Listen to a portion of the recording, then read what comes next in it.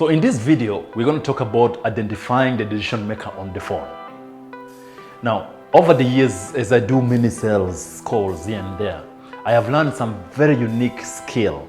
Let me just say a unique tactic to be able to actually not waste a lot of my energy and not just make calls and talk to people who are not the people I'm supposed to talk to.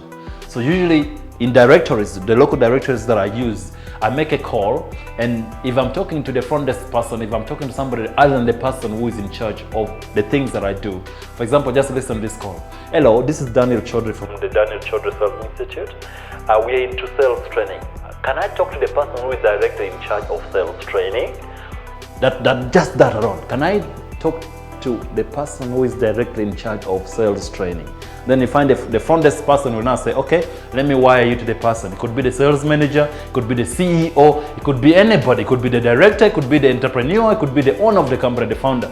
So oftentimes we call, we make phone calls and we said, I am Daniel Choudry from the Daniel Choudry Sales Institute. We are into sales training. This is what we do, and this is what we do, and this is how we do it. But you're talking to the wrong person.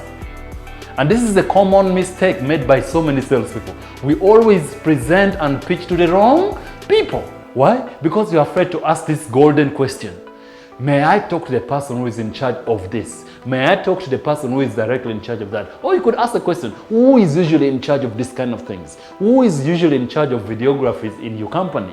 Who is usually in charge of insurance related things in your company? Who is in charge of banking? We want you to come and open a bank account for you guys. Who is in charge of that? So when you ask that question, it is spiraling to the other person, and they're going to start saying, okay, who do I tell this person and all this? They could even just give you the name of the person in charge, or they can give you the office that is in charge. Even if they do not give you the phone numbers or wire to the other person, the next time you're going for a call to go and meet that person, it's easier for you. Why? Because you're going to meet the right person who you're supposed to meet.